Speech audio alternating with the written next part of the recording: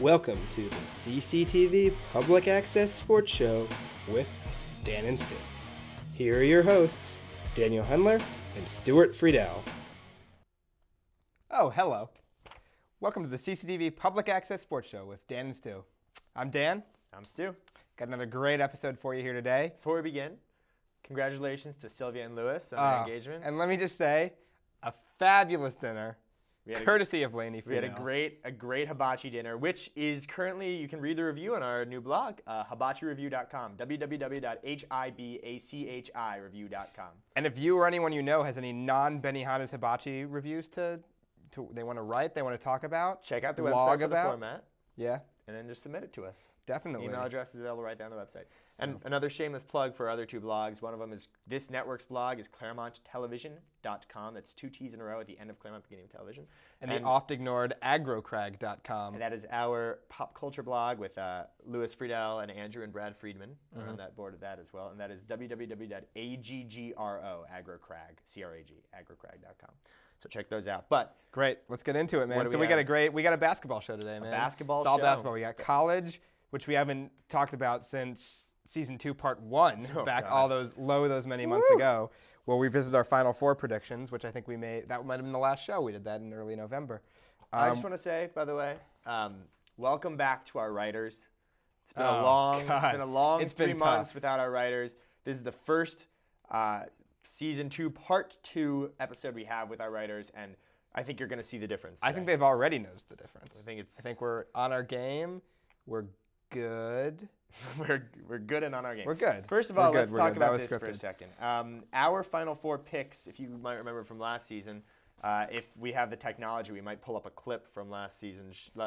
We have the technology. If we still have we can make them bigger. If we still have the and tapes, better. We'll pull up a clip for when we made our Final Four predictions. But Dan, what did you say is your Final Four? Because I remember mine. And I remember going Memphis, Kansas, UCLA, and my dark horse, if you can call it that, was Indiana. Who, looking at the rankings right now, Indiana started the season about ranked 16th. They're at 13 or 12, depending on which poll you look at now.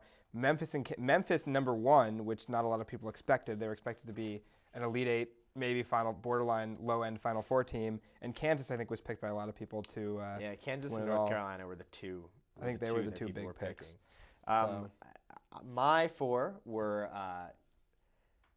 North Carolina and UCLA were my 2 obvious ones, who are currently 5 and 6 in both polls, respectively.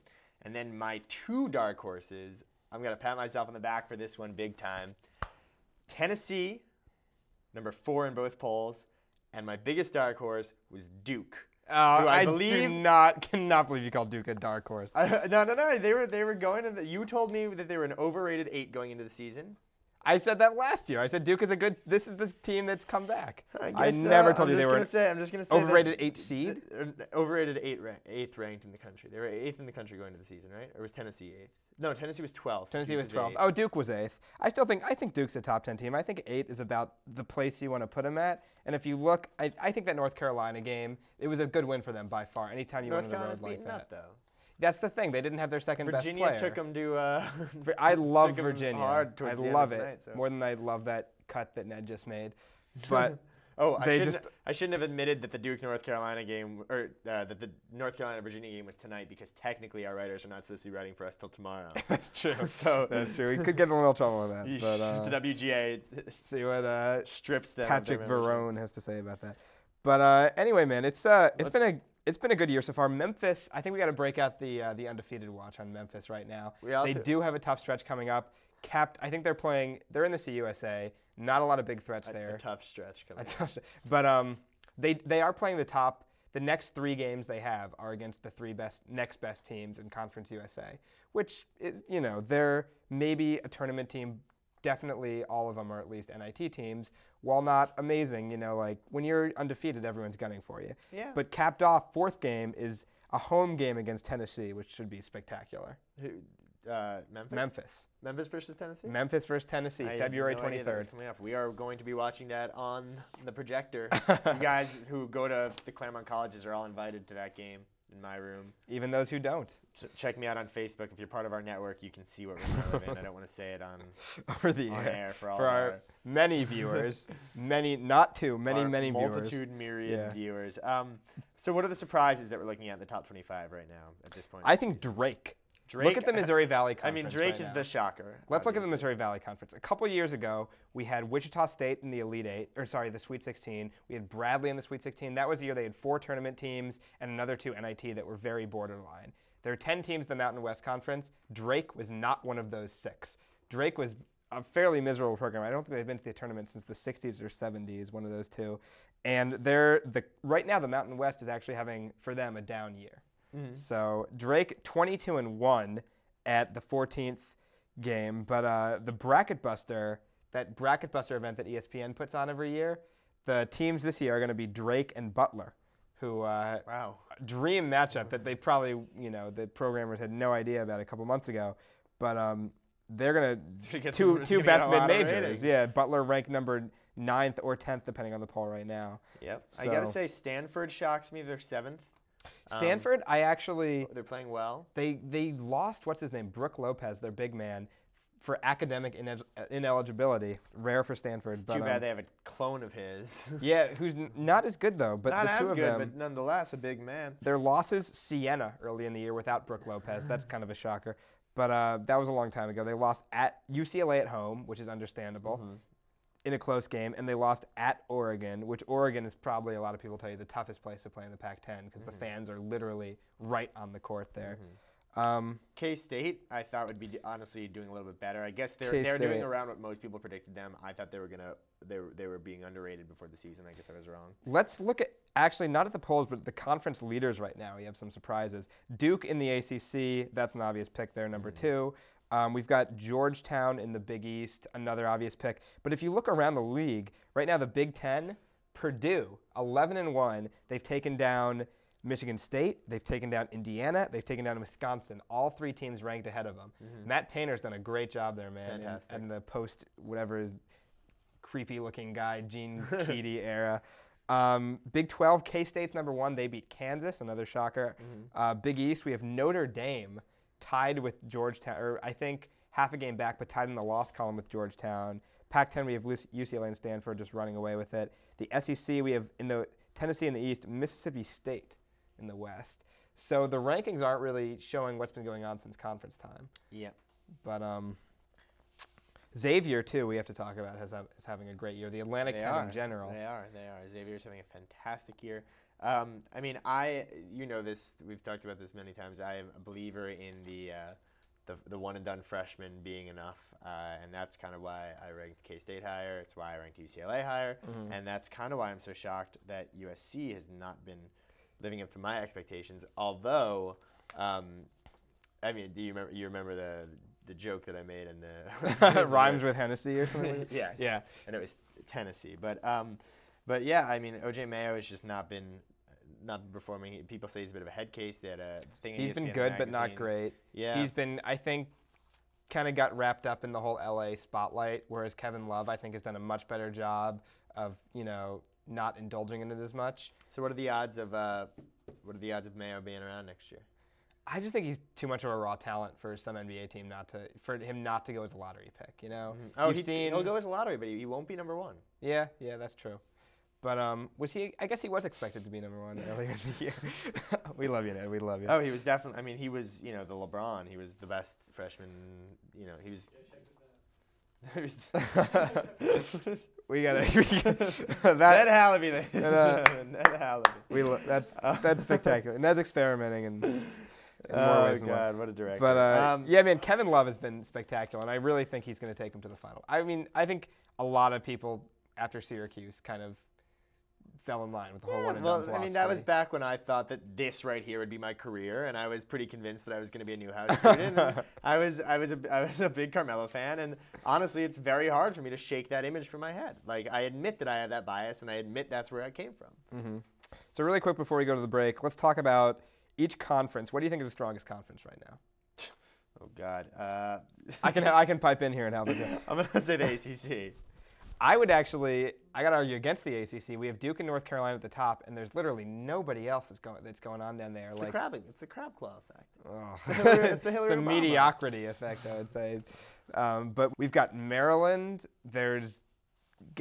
Georgia Tech is all right, but I think the ACC is going to be lucky to get 5 bids. Miami's underrated. I think if Miami picks up their game a little bit, Miami's probably in line.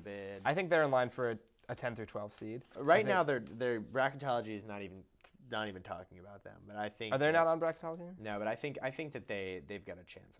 I mean, just because for the ACC really beyond Duke and North Carolina has nobody this year, they're going to get 4 bids. They're the ACC. They're a major conference. They're going to get 4 bids. So, and someone's going to pick it up and finish, with like a 10-6 record or something like that, without wins against Duke or North Carolina, and they'll find someone. And Miami, I think Maryland's going to be one of them based on their win at North Carolina, and I think Miami could most definitely be the other.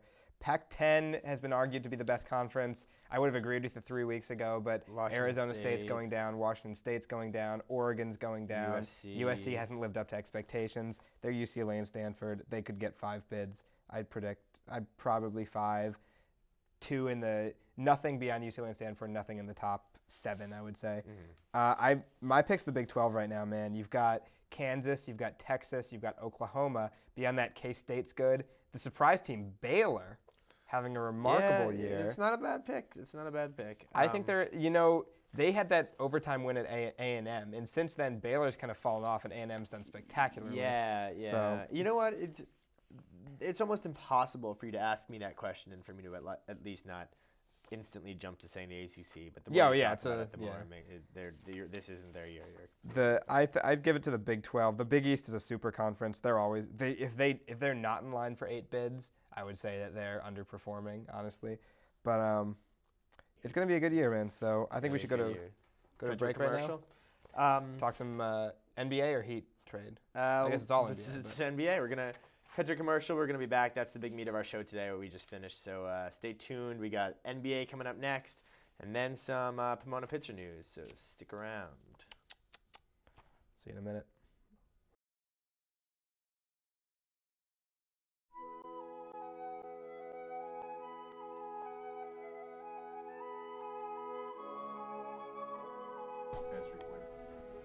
Is it on? Yeah. No, is it recording though? It's only one of the cameras.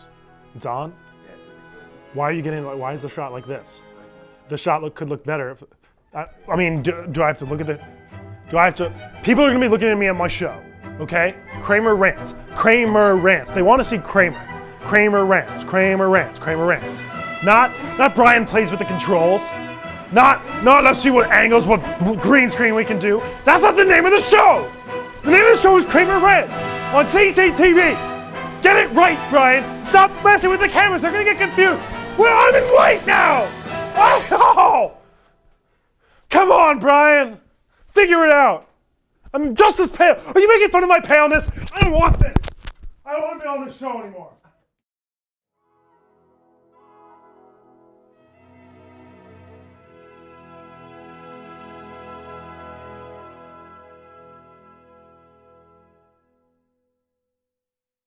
Welcome back to the CCTV Public Access Sports Show with Dan and Stu. Welcome back to the CCTV. Lewis and Sylvia present the CCTV Presents the Public Access Sports Show with Dan and Stu. Still Dan, still Stu. We got some Shaq Marion trade. What are we going to do? Shaq Marion trade. Yeah. We touched on this last week, but I think since then, Dan and I have talked a lot more about this trade. We both thought it over a little more. It was literally within an hour when we heard of it. And to be fair, the natural instinct is to just be like, what are they doing? But I think that now that once we processed a little bit, we both agreed that it is not a balanced trade per se, but both teams probably will benefit from it, which is what you're looking for. Because if I'm getting, let's say, 5 hypothetical points of goodness, and you're getting 3 points of goodness, you don't need to fight to get your extra 2. We're both making money. Exactly, so long as it's not negative. And I mean, no bones about it, man. The Heat definitely got the better end of the deal. But like you said, if both teams are going to be better off, it doesn't matter who got the more better end of the deal in this case. So we got Marion's unhappy. Get him out of there. Get him on a team he wants to be on, right? We got Shaq, who's a proven leader, but also proven that he is going to do what he needs to win. He doesn't need to be the center he of can turn it attention. on if he needs to. He can turn it on if he needs to. And look, he obviously was lollygagging through Miami. He said he was winded after his first practice with the Suns. He didn't say he couldn't do it. He said he was winded. Get the guy back into shape. You know, he's going to play on the knee if it means that he can win a championship. He wants his 5th ring. He's going to give it his all. And we know that when Shaq wants to give it his all, Shaq can give it his all. And he makes the players around him better. Remember when Penny Hardaway was the next heir? You know, like, he was Kobe for a while. Shaq leaves. Shaq made Chris Rock's career. Should we make that argument right now? Little Penny.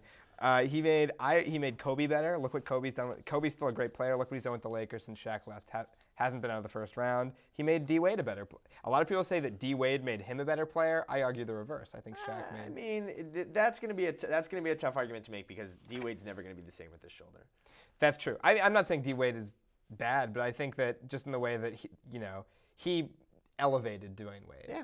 I think definitely to a point, Makes sense. To a way that not necessarily Dwayne Wade won't reach that level now that Shaq's gone, but that D Wade wouldn't have reached that level if Shaq was never in, a teammate of his. Right. But I applaud Steve Kerr. Yeah. And apparently, what they say is he was the guy in the office who almost held it back. Yeah, D'Antoni wanted it. Steve Nash wanted it, and Shaq apparently called Steve Nash before and was like, "Look, I just want to win a championship. I'm going to do what it takes to win. Don't worry about me getting in anyone's face." Right. Shaq. He knows he wants to win. He's not going to be complaining if he's not getting the ball enough. He knows what his role is, and he wants that ring more than he wants anything else. Right. So another thing, but the one concern, like you said, I mean, like you watch those the Heat Suns games. Shaq is running between the 3-point lines, man. Even if he doesn't score, he can still be a defensive presence, which is I think what the Suns were going for. But still, he's got to keep up with them. He can't. He doesn't want to slow down the entire team because that's the style they've been playing. Right, they're a fast team. So let's see what happens there. Really quickly, let's look at the standings. What are some shockers we got? We got Houston on a 7-game win streak. I think New Orleans playing pretty much the best ball in the West, along with Phoenix. A big shocker. I mean, that's a team to watch right there. The entire West, the fact that the 8 seed is playing 600 ball is just ridiculous. The 9 seed, Portland, who's out of the playoffs right now, they're playing 549 ball. It's unbelievable. Incredible. That's we haven't seen balance like that. Oh wait, I'm sorry. The 8 seed is actually playing 600. Portland would be the 10 seed playing 549 ball. This is the 9 seed's playing 600 ball. Yeah, that's unbelievable. This is in the East we have I think New Jersey's number 8 right now at like playing 417. It's just. I think the East, I don't buy that Boston is far and away the best team in the league. I think Boston, Detroit, and Orlando are all on close to equal playing fields. I think the East is up for grabs between those 3 teams. But among the 3 teams, I'm sorry. You don't want our young viewers to start saying. I was never the good one with grammar. But do we want to do MVPs? Why not? Really quickly? Yeah, I'm going to give it to Garnett. He's been injured a little bit. I got to give it to Dwight Howard just because I see where you're going. Dwight Howard, I feel like, has just completely taken over that Orlando team. Not a bad pick. The West, I'm just going to say Nash. There's so many Shaq. players. I'm giving Shaq the West MVP right now. I give it to Sean Marion. I'm going to say I'm going to go ahead. I'm going to go ahead and say either Chris Paul or Nash. Yeah, there's so many people you could pick, man. Yeah. I got to go Nash. Kobe, Pau Gasol, maybe. You said that earlier before the show. We're going to cut away real quick, and then when we come back, we got some news about Pomona Pitzer Sports. And so stick around if you want to hear a little bit about your... Maybe we'll do a cheers and cheers if we have time. If we have time. Let's see what we got. See you guys in a second. Hi, I'm Dan. And I'm Stu. Right now, you're in the middle of another hilarious episode of the CCTV Presents the Public Access Sports Show. But make sure to stay tuned after this because at 9 o'clock, coming up part of Closed Circuit Television, is Ned Hallaby's Scene on Screen, the best movie show we have here on CCTV. By far. Stay tuned. Welcome back to the CCTV Public Access Sports Show with Dan and Stu. Welcome back. This is the CCTV Presents the Public Access Sports Show with Dan and Stu, presented by Lewis and Sylvia. Of course. We got news for you today. Pitzer, class of '84, Stan Watson. Pomona Pitzer track and field cross-country runner, is going to be elected at the 2008 NCAA Division III National Championships, May 22nd, 24, Oshkosh, Wisconsin. Not elected. He's already been voted into the Division III Sports Hall of Fame, but he will be inducted on that day. Oshkosh, Wisconsin, home of the overalls. But gosh, so congratulations to him. Something we have to look into, but going on at the bottom of this press release, coached by just retired men's coach Pat Mulcahy. Just retired. And we both have had personal experiences with Coach Pat, and I think it's safe to say that he's a remarkable individual. He's incredible. He's great guy. He's got a lot of enthusiasm. I mean, we honestly, in all seriousness, we just took badminton with him, and he made it incredibly fun. He's one of the most unbelievable faculty members I've ever had at any level of education. He is incredible. Great guy. I don't know. Retiring from the 5 Cs or just from track and field. Yeah. But whatever it is, we have to look into this more because whoever he is retiring from working with, they will miss him. Hopefully, maybe we can get him on here as a guest. Maybe we'll work on that in the next couple of weeks for you guys, getting Coach Pat on here as a guest. He's very charismatic. Everyone's going to like him. He is the best. Let me just give a shout out to Stan Watson, Garfield High School in Seattle. We played them in tennis. We beat them. Which makes you indirectly a member of the Division III Hall of Fame. What do we got coming up this week? We got looks like some golf. With the Cougar Invite. It's away. That is all day. It actually already happened. Let's look ahead. Let's look ahead to Valentine's Day. Thursday, the day you're watching this. Get off the couch and go right now to the CMS versus Pomona Pitzer women's basketball game at the Pomona Pitzer gym. At home, announced by our good friend and guest of the sports show, Ben Kramer. Kramer Rants. It's going to be a heartbreaker for CMC. Don't forget, also tomorrow we got softball home versus Chapman. That is at 1 p.m. And we've got men's tennis away versus Redlands at 2 p.m. What do we got coming up this weekend, Dan? Saturday we got a big weekend. Another men's tennis match. Whittier at home. Those guys are busy. Women's tennis at Whittier away. We got baseball against Lewis and Clark at home. Softball versus Laverne away. Women's basketball at Occidental on the road, the perennial powerhouse, the Occidental Tigers. Take the road trip. Do it, man. It's well worth the 10-hour drive it takes to get into Burbank. We got the men's game right after that. Oh, wow. Men's basketball also away at Occidental, and those are going to be good games. So that's 5 o'clock for the women's, 7:30 for the men's. Going to be great games. And also the home baseball game versus Lewis and Clark is 11:30 a.m. in case you want to catch that. And the men's tennis, get up bright and early, catch some Harvey Mudd breakfast or brunch. Brunch isn't even open at that time. Catch some go into the village, get some full of life. Because it's 9:30 a.m. for the men's tennis home against Whittier. And that women's basketball, I think you probably said already starts at 5. Say hi to Sydney Witten if you're at Occidental. She likes going to the games. Sydney a personal relation of mine. Yeah, the Sylvia and Lewis of Dan's. The Sylvia and Lewis of my family. Life. And let's do a quick cheers and jeers. I've got nothing. I mean, let me hear you. You cheer, you jeer, and I'll think for a second. I got to cheer Coach Pat. Oh, Coach Pat cheer Coach is Pat. The only one worth cheering. He is indeed retiring from coaching track. Amazing guy. I'm gonna give one other cheer to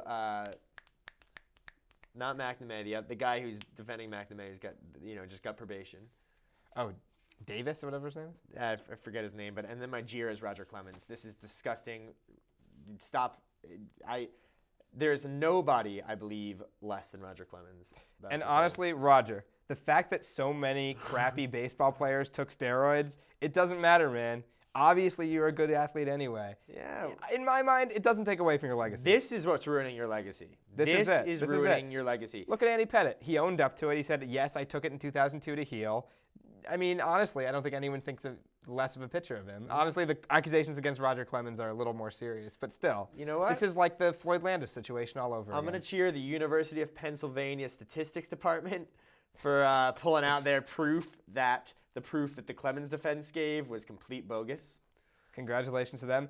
Jeers today to Lou and Sylvia. Jeers? Jeers. I'm giving them jeers. I counter your jeers with a cheers. You're doing the double cheers for Sylvia and Lewis? Yeah, sure. Ladies and gentlemen, this has been another episode. The Public Access Sports Show. Stay tuned. Seen on screen. Ned Hallaby. Coming up next. Kramer Rants. It's all amazing. You'll Microwave it. Minute Meals. Check out all the websites. ClermontTelevision.com, HibachioBeer.com, agrocrag.com. Any more plugs we can think of? Hair. Take us home. Like it. I love it. I was amazed by that. Take care, guys.